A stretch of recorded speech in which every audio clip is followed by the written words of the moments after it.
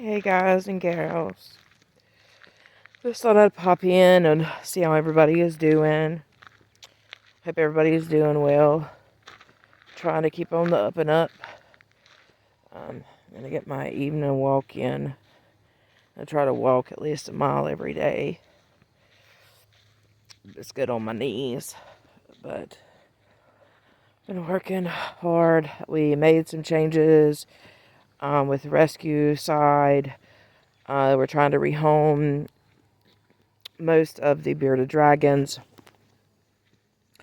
because at the end of the day, it is super expensive. My power bill has been $500 a month, just keeping them up and keeping them going. And, power bill, and then also, food, their feed, we feed fresh greens. I mean, we have the dubias, but, fresh greens, we want to make sure they get fresh salads and stuff, you know what I mean? And I fully vetted the homes to make sure that they would, do what needed to be done to raise them correctly and whatnot. But we're not gonna turn our focus on to, you know, the snakes. And we do still have our iguana. She's doing extremely well, doing wonderful. But with all the, dog food has skyrocketed. For a decent bag of dog food is $60 for a 50-pound bag. And we're self-funded. We don't get no 501c. And everybody says, oh, go file for your 501c. Like, it costs money to file for your 501c. It's not free. We do have our business license, but we have even went to Petco, PetSmart. We even had our local church go up to Petco and PetSmart in our local towns and, ask for donations for us because of what we do. And Petco and PetSmart, so they can't do that. They can't donate even the out-of-date food that the corporate makes them throw it all away and pour bleach on it or make it unusable, which is beyond me. Petco and PetSmart should be for the animal. I get it, the dog food's out of date, but 9 times out of 10, it's like right out of date. They get rid of it right after the date. Our local church, they try to help when they can, but they don't get in dog food a lot. And, they're trying to help, people. So, and like I said, we live out in the country, and at the end of the day, we've got seven dogs at the moment that are rescues that are harder to rehome than the bearded dragons are. Most of these dogs are older. They have behavioral issues. And at the end of the day, we're their last hope. So with the bearded dragons, however much I wanted to keep Misha and a few of them, it was just, money-wise, we've got to put money toward the animals that are critical. And the ones that are critical are, our dogs. Because we can't place them with anybody. If we would to let them go to we just can't let them go to anybody else. Most people don't know how to deal with a aggressive dog, and they take things for granted, like being around another dog is okay. So these dogs will never go anywhere, more than likely. So we have got to plan to be able to build. I want to build bigger enclosures for the dogs so they can have bigger houses for the ones that are outside. I want to do concrete bottoms, all 8x10 or 8x12 or 8x24 kennels. I want to build them and have them that way, and have it where it's heated and cooled, air conditioner wise. I mean, we do have fans, and the ones that are outside, they've got fans and cooling mats and heating mats and stuff to that nature. But I want to make it, where we can plug up electrical and all that. So these dogs can live out the rest of their life comfortable. And I know that nothing's going to happen to them. They're not going to be put into a situation where they don't need to be. So, at the end of the day, that's just the decisions we had to make. I hope everybody Sorry, she absolutely hates cats. We have one over here that absolutely hates cats. And while I'm walking, one of Kitties is walking with me. But at the end of the day, we had to make some serious cutbacks. Donations are not where they used to be. Everybody is struggling, so I get it. And Diamond Girl, at the end of the day, we've got to, do what's right for the animals that are in our care. Excuse that. But we got to do right by the animals in our care, because that's what I signed up to do. And getting them the best environments possible is what's needed. So we're going to be, like I said, we're rehoming the bearded dragons. We're probably going to rehome the green iguana, more than likely. Just kind of depends at this moment. But we want to start building, some bigger enclosures for the dogs for outside. And, so that way they're comfortable. It's like home. And I want it to where it's concreted so we can wash them out, Yeah. But I just want to kind of keep y'all updated on what we're doing. Also, too, I do have dubias for sale for anybody that is near the Charlotte area that needs dubias for insect feeders, for their beardies, for whatever. I do have some of those available. If I can't help you, dubiaroach.com. Darren is awesome. He owns a Morph Market, by the way, but he is freaking awesome. If you need dubias or any feeder insects or cages or whatnot, he is awesome. Dubia.com. I would highly suggest checking him out, Dubia.com. And Darren's the owner. He also just bought Morph Market. Morph Market is a great tool. It's been made better by Darren. I highly appreciate that. Even though I'm not on there as a breeder for ball pythons or selling anything through that market, I absolutely love what he's done with the app.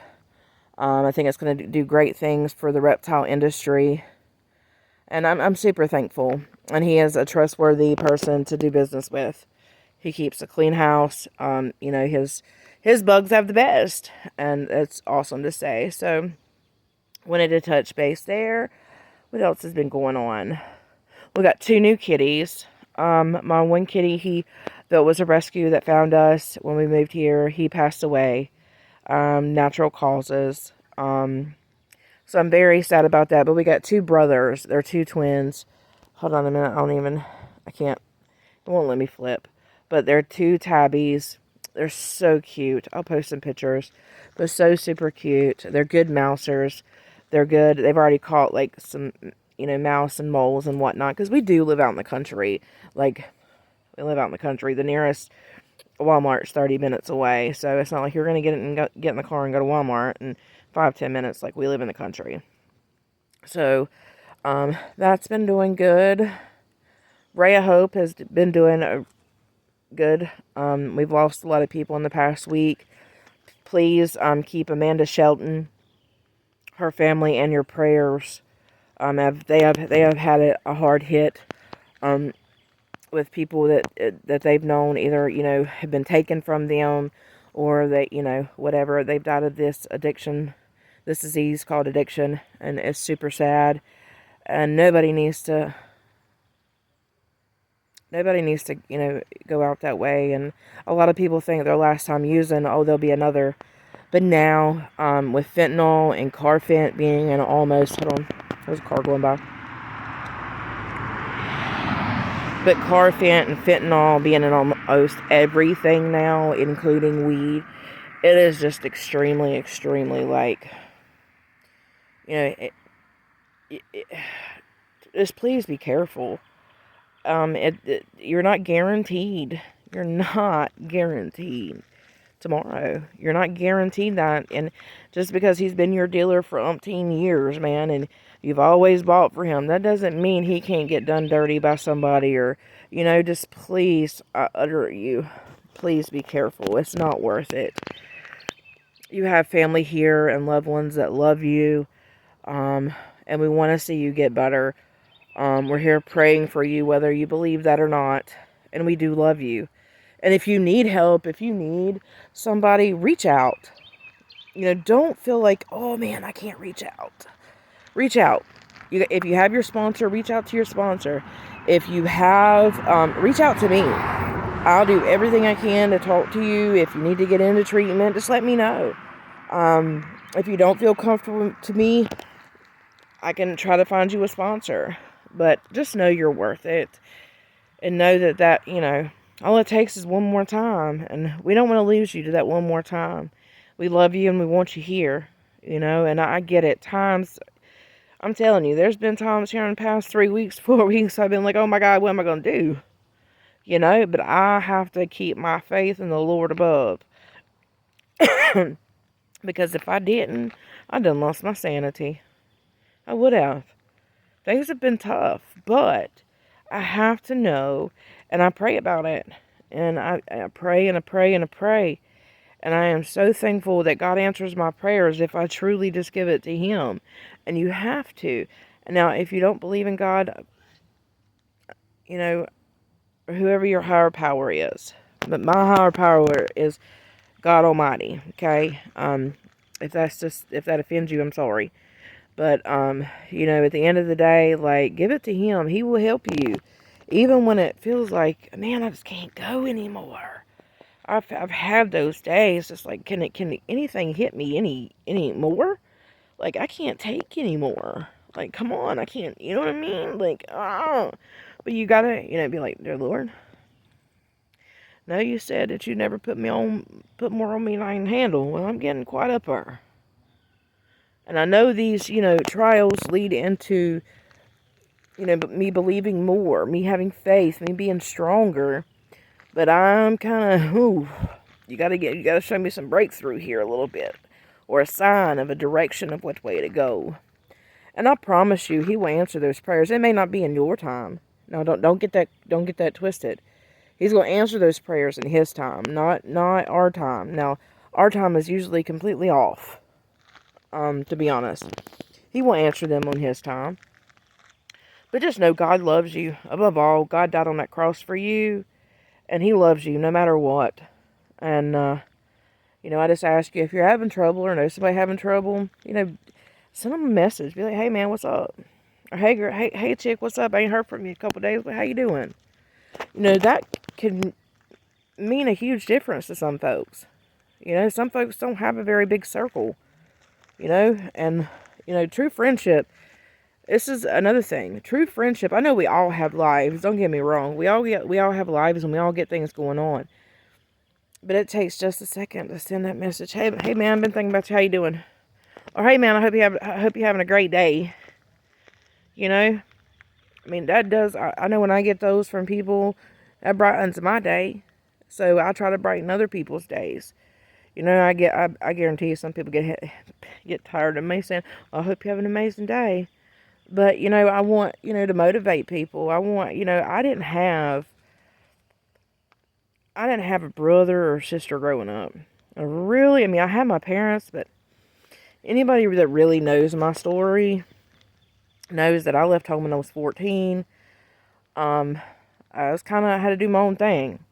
Now, when it came to parents, my parents had great jobs, made good money, but they had problems. And I wasn't on their priority list. I was taken care of, don't get me wrong. But there's a difference. There's a difference in being taken care of and then being loved. Being able to say, I love you. Or, hearing them say it back at a young age. And I was hardly ever taught that. So I kind of grew up a little, I had to fend for myself type, and I was by myself a lot.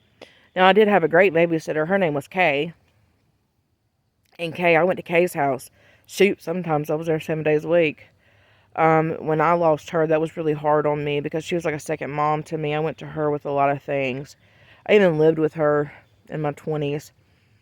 And she had a stroke in her later years, and I went and saw her and stood beside her, but I absolutely adored that woman. I adored her very, very much so. She knew my parents weren't there for me in the ways that they needed to be. I showed out a lot when I was a kid, too.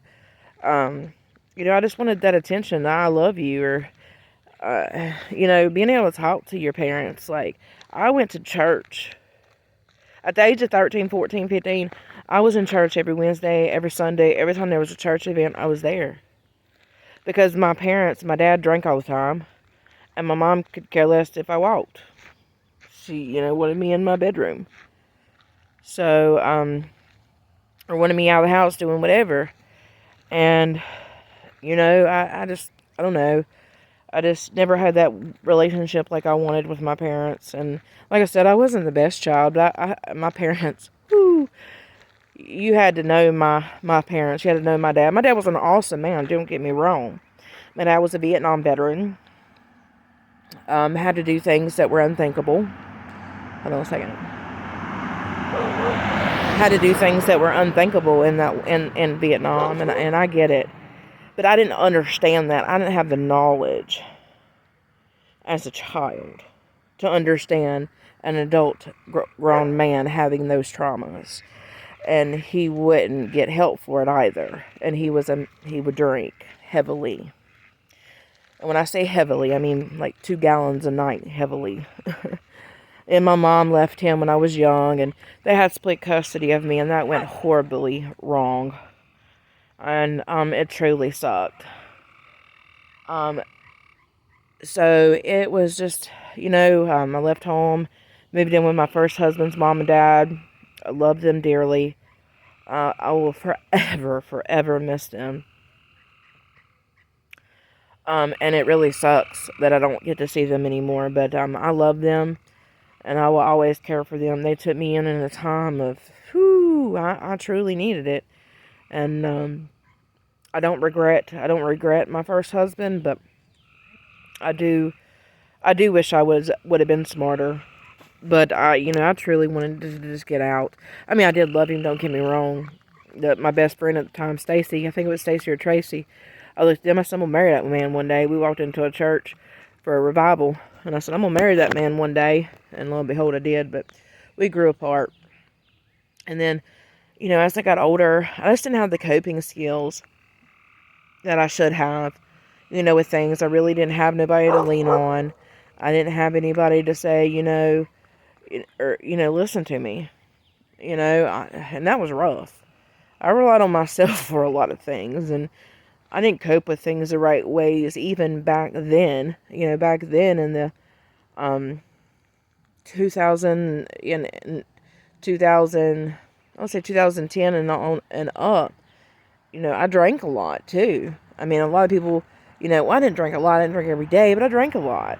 And a lot of it was dealing with, the anxiety and not feeling good enough. And, I dealt with things wrong back then too. So, now the way that I handle things, and, I talk to God about it, and I talk to my counselor. I still talk to a counselor weekly. There's nothing wrong with that. But I'm firm in my guidance with the Lord. And I always tell everybody this. Try to be better than you were the day before. And honestly, that's not too hard to ask. Be better than you were the day before. Wake up every day with the intention to do better, to be better, to make better decisions. If you made a decision yesterday that stumbled into today, think about it. And if you keep answering that question in your own way, and you haven't asked for guidance, well, maybe it's time to stop and ask for guidance. But, I'm truly thankful to be where I am today. Yes, we struggle. Yes, I may not have everything that I want, but I am full of the Spirit of the Lord. No, I don't go to church every Sunday. Do I still cuss? Absolutely. Am I perfect? No, ma'am. No, ma'am. I'm far from perfect. But I do know this. I do know my Lord and Savior died for me. Just like he died for the man that's got more money than Carter's got living pills. Or just as much as he died for the preacher on the pulpit. He died for my sins just as well as his. And I will be forever grateful for that, and I can't wait till I get to heaven. Because there's a few people I'd like to talk to. But at the end of the day, folks, it's a beautiful day. And if you're here being able to Embrace it. It's a beautiful evening here in North Carolina. Beautiful, beautiful, beautiful. The duck's running around. He's about to go jump in the pond. But, you know, it's a beautiful freaking day. Enjoy it. Embrace it. Love the ones that are there for you. And love the ones that are not there for you. You gotta love your enemy more than you love your loved ones. Just because I have enemies doesn't mean that I don't pray for them every night. There are some people that I know that probably wouldn't spit to put me out if I was on fire. But I still pray for them every night. I still pray for them every night. Because we all need prayers. We all need somebody that, you know, will pray for us. We all need somebody to lift us up in prayer. And I get it. I could go to church on Sundays. But I'll be honest with you. I've seen my fair share of churches. And, you know, I like reading my Bible. I like, you know, reading about the gospel. And I, you know, do watch some Sunday sermons on Sunday on my phone. But I'm very picky at what I want in a church. I want a church that preaches the Bible. I want a church that steps on my toes every Sunday. I don't want a church that don't step on my toes. Because honestly, if I don't have a preacher that's stepping on my toes and telling me I need to do better, I don't want it sugarcoated to me. I don't want to sugarcoat it. Tell me like it is. I'd rather be told like it is than you lie to my face. And but anywho, I just thought I'd come on here and make this video, and this is probably the longest one I've ever made. But let's say like, share, and subscribe, follow, whatever. I'm gonna share this on kind of all 3 pages. If you don't know what my 3 pages are, they are Ray of Hope of Happiness. You gotta type in the happiness, and Ryan's Balterium and Rescue, and then Courtney Nicole. Those are my 3 pages.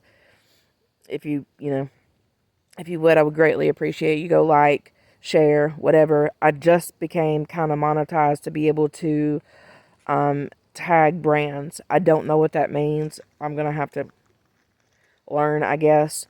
But also, if anybody would feel the need that they would like to donate, I would greatly appreciate it. My PayPal is my email, Frankie, Frankie, Lynn, Lynn, 2017 at gmail.com. That is the email that's associated with it. Or if you would like to do a Chewy order, just inbox me and I will give you the address to ship it to. I'm not going to put my address out here. But if you would like to do it that way, that's fine too as well. We'd greatly appreciate it. But like I said, hope everybody has an amazing night. Know your worth. I love you. And peace out.